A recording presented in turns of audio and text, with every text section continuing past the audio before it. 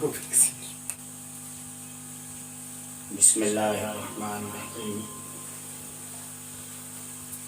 الحمد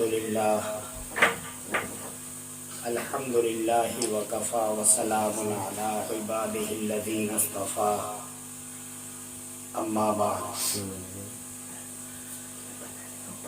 واجب الاحترام بزرگوں اور دینی بھائیوں،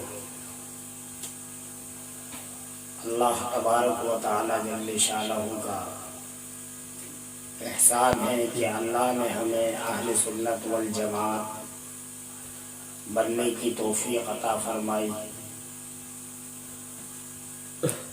اور یقیناً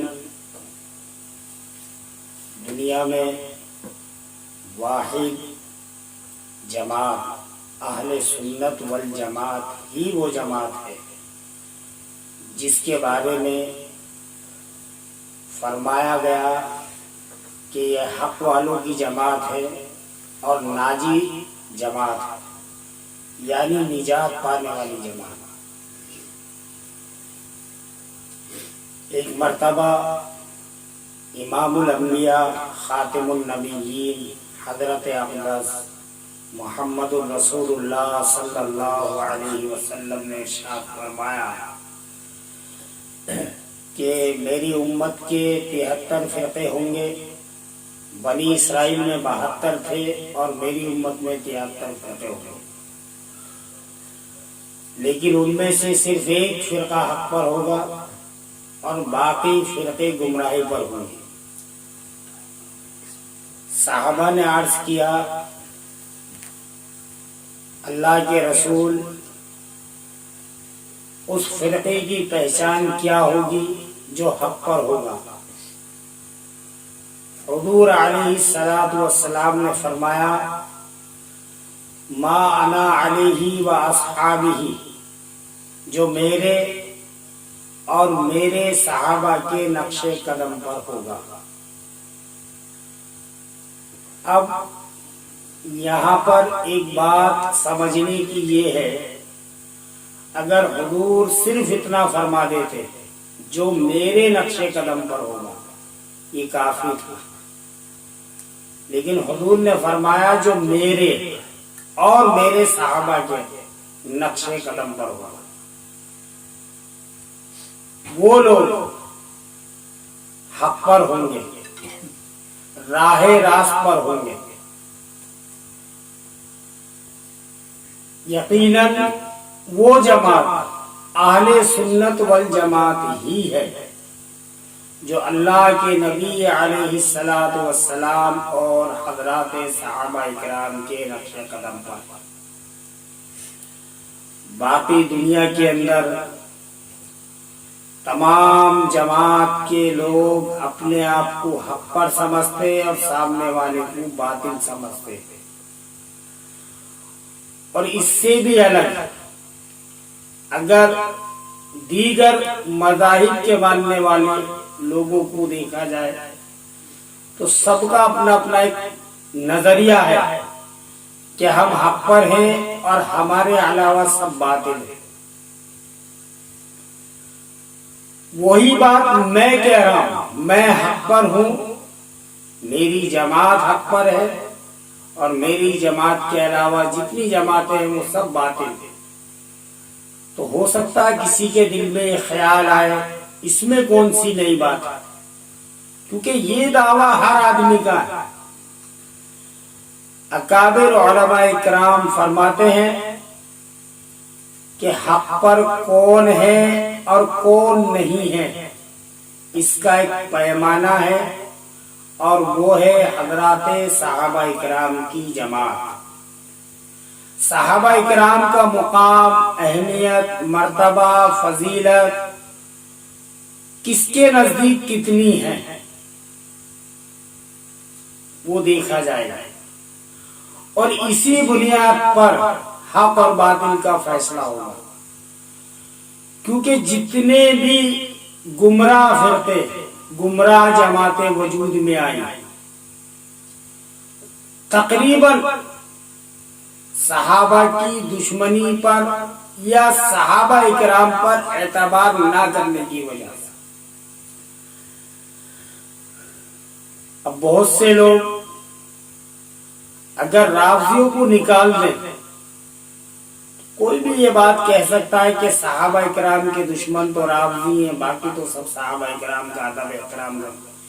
لیکن سچی بات یہ ہے کہ اگر غور کیا جائے صحابہ کرام کی حیثیت اہل سنت والجماعت کے علاوہ کسی کے نزدیک یا تو ہے ہی نہیں یا پھر بہت کم۔ مثلا ایک جماعت ہے جو اپنے آپ کو اہل حدیث کہتی ہے، حالانکہ اہل حدیث ان کو کہنا بھی نہیں چاہیے، تو اکثر لوگ ان کو غیر مقلد کے نام سے جانتے ہیں۔ صحیح بات یہ ہے وہ غیر مقلد بھی نہیں ہے، کیونکہ تقلید تو وہ کسی نہ کسی کی کرتا ہے۔ البتہ امام ابو حنیفہ رحمۃ اللہ علیہ کی تقلید سے صرف ان کو تکلیف ہے، باقی اپنے مولویوں کی تقلید کر رہے، محدثین کی تقلید کر رہے، اور ہو سکتا ہے بہت سے اپنی بیوی کی بھی تقلید کر رہے۔ تو تقلید مقلد تو ہیں، وہ مقلد تو ہیں، تو اس لیے ان کو غیر مقلد کہنا بھی مناسب نہیں ہے، بلکہ صحیح معنی میں ان کو منکرین فقہ یا دشمنان ابو حنیفہ کہا جائے تو بہتر ہے، بس یہی ان کا نام۔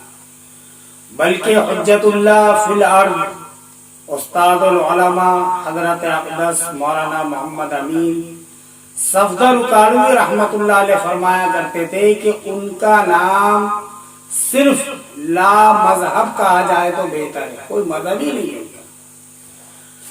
اب اگر آپ کسی ایک عام اس جماعت کے آدمی کو پکڑ کر یہ سوال کریں کہ بھائی آپ صحابہ کرام کا ادب احترام نہیں کرتے؟ بالکل کرتے۔ کیوں نہیں کرتے؟ کس نے کہا؟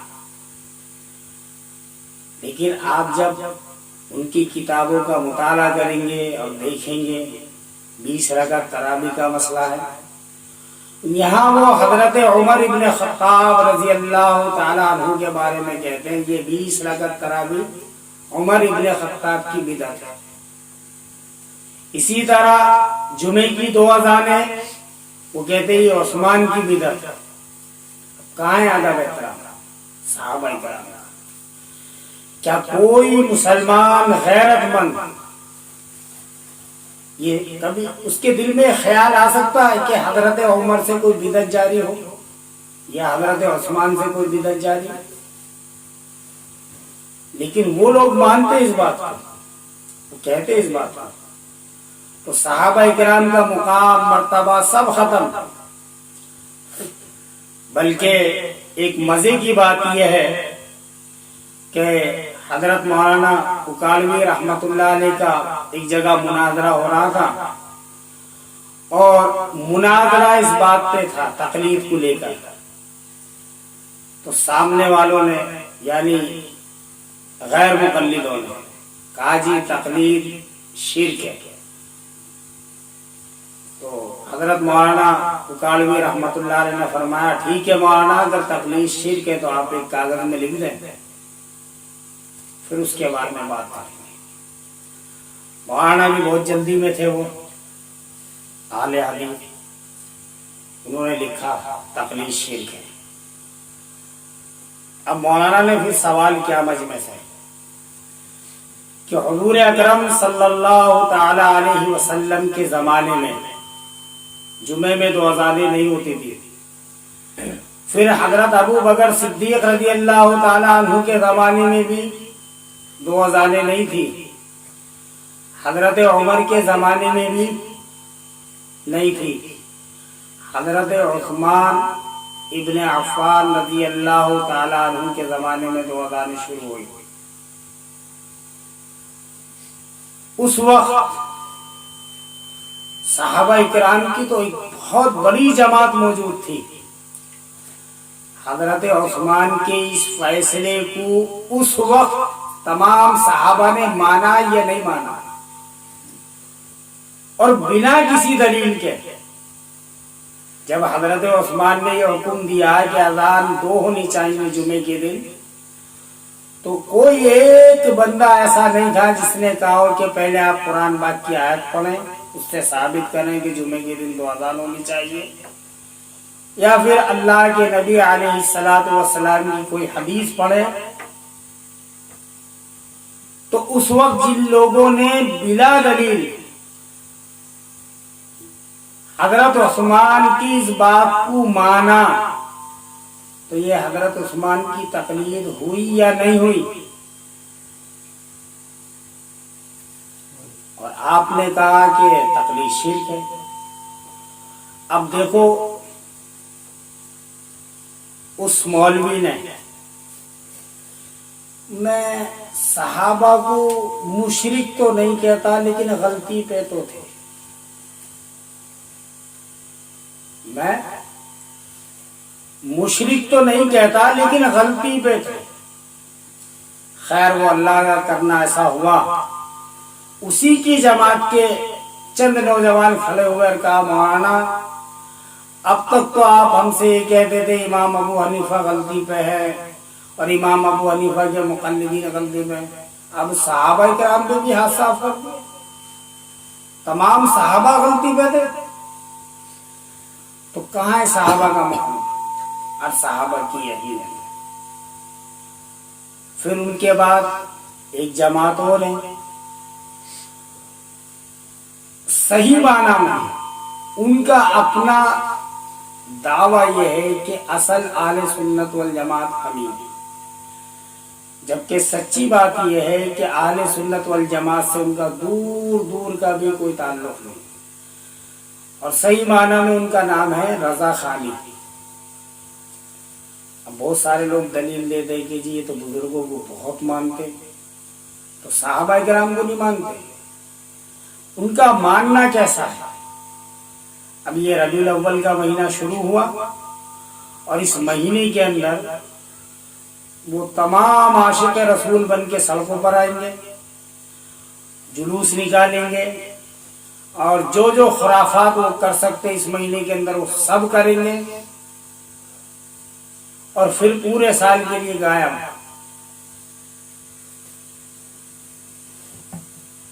پورے سال کہیں وہ نظر آنے والے نہیں۔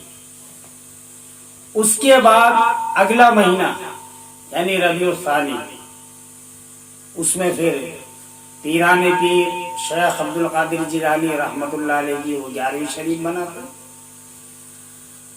نہ ابو بکر صدیق، نہ عمر ابن خطاب، نہ عثمان غنی، نہ حضرت، کوئی نہیں، تمام صحابہ بیچ میں داخل۔ اللہ کے نبی علیہ الصلوۃ والسلام کے بعد سیدھا جو جشن منایا جاتا وہ پیران پیر عبد القادر جیلانی۔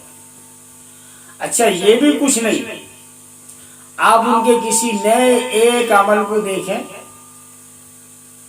اور آپ ان سے یہ سوال کریں کہ بھئی حضرات صحابہ کرام سے آپ یہ ثابت کریں، پھر آپ ان کا چہرہ دیکھیں تو صحابہ کا ادب احترام کتنا کرتے ہیں۔ بس حق اور باطل کی پہچان، صحابہ کرام نام کا ایک پیمانہ ہے، صحابہ کی عزت، صحابہ کا مقام اور صحابہ کا ادب و احترام، اور صحابہ کرام کو سچا کتنا مانا جانا ہے، اور پھر کوئی مانے یا نہ مانے، اللہ کے قرآن نے اعلان کر دیا اولئک هم الصادقون، یہ سچے ہیں۔ اب کسی سے سرٹیفکیٹ لینے کی ضرورت نہیں۔ بہرحال تو میں بتانا یہ چاہ رہا تھا کہ ہم اہل سنت والجماعت ہیں، اور اس پر ہم اللہ کا شکر ادا کرتے ہیں، اللہ کا احسان ہے، اللہ کا فضل ہے، لیکن اس سے آگے چل کر یہاں تک تو صحیح ہے معاملہ۔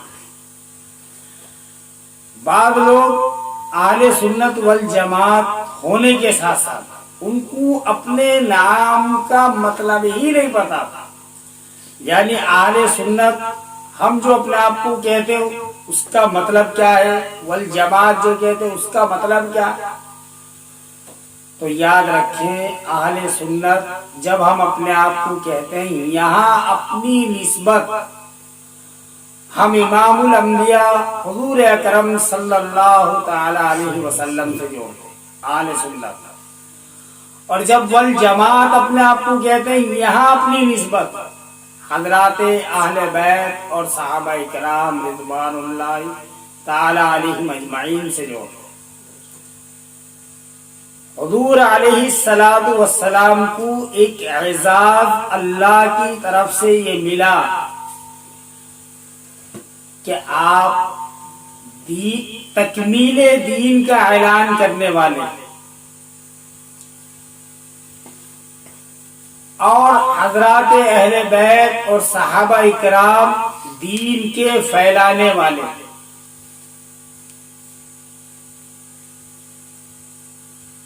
صحابہ اکرام دین کے پھیلانے والے۔ تیسرا لفظ جو ہمارے نام میں اہل سنت والجماعت حنفی، اب لوگ بولتے بھئی یہاں تک ٹھیک ہے اہل سنت والجماعت، یہ حنفی کہنے کی ضرورت کیا پیش آئی؟ تو یہاں ہم اپنی نسبت سیدنا امام اعظم ابو حنیفہ رحمۃ اللہ علیہ سے جوڑتے ہیں۔ بعض لوگ یہ سوال کرتے ہیں اللہ کے نبی دین کے لانے والے، صحابہ دین کے پھیلانے والے، تو امام ابو حنیفہ نے ایسا کون سا بڑا کام کر دیا جو ایک بڑی تعداد نے ان کے ساتھ نسبت جوڑی؟ تو یاد رکھیں اللہ نے امام ابو حنیفہ سے وہ کام لیا جو امام صاحب سے پہلے کسی سے نہیں لیا۔ بعض لوگ یہاں پریشان بھی ہو جاتے ہیں، بھئی ایسا کون سا کام ہے جو صحابہ سے بھی نہیں لیا اور امام صاحب سے لیا؟ امام ابو حنیفہ رحمت اللہ علیہ امت کے پہلے وہ شخص ہیں جنہوں نے دین کو کتاب کی شکل میں امت کے حوالے کیا، جسے کہتے ہیں تدوین دین، یعنی دین کے لکھوانے والے۔ اور چوتھا نام جو ہم استعمال کرتے ہیں اپنے نام کے ساتھ، وہ تو پتہ نہیں کتنے لوگوں کے پیٹ میں درد کر دیتا وہ نام، اور جن لوگوں کا تعلق اس نام سے ان کے پیٹ میں بھی درد ہوتا ہے، اور وہ چوتھا نام ہے دیوبندی۔ وہ تین بات سمجھ میں آ گئی لوگوں کو، حضور دین کے لانے والے، صحابہ دین کے پھیلانے والے، امام ابو حنیفہ دین کے لکھوانے والے، یہاں تک بات سمجھ میں آ گئی۔ تو اب دیوبندی کہنے کی ضرورت کیا پڑی؟ علماء اکابرین فرماتے ہیں کہ اللہ نے موجودہ دور میں اکابر علماء دیوبند سے وہ کام لیا جس کو تطہیر دین کہا جاتا ہے، یعنی دین کو صحیح حالت میں امت کے سامنے پیش کرنا، اور اس کے اندر جن لوگوں نے بدماشی سے کچھ غلط چیزیں داخل کی یا کچھ نکالی، ان سب سے پاک صاف کر کے امت کے سامنے دین کو اس کی اصل حالت میں پیش کرنا، اس کو کہتے تطہیر دین۔ اور یہ کام اللہ نے اس موجودہ دور میں اکابر علماء دیوبند سے لیا۔ اور جب ہم نے دیوبندی کہا تو ہم نے اپنی نسبت اکابر علماء دیوبند سے جوڑی۔ تو ہمارا پورا نام اہل سنت والجماعت حنفی دیوبندی۔ اب بعض لوگ کہتے ہیں کہ بھئی دیوبندی اب سے 150 سال، پونے 200 سال پہلے نہیں تھا، اب لوگوں نے یہ نام لینا شروع کر دیا۔ بہرحال آج اتنا ہی، اگر موقع ملا تو اسی تعلق سے انشاءاللہ آئندہ بات کریں گے۔ اللہ ہمیں کہنے سننے سے زیادہ عمل کی توفیق عطا فرمائے۔ وآخر دعوانا الحمدللہ رب العالمین.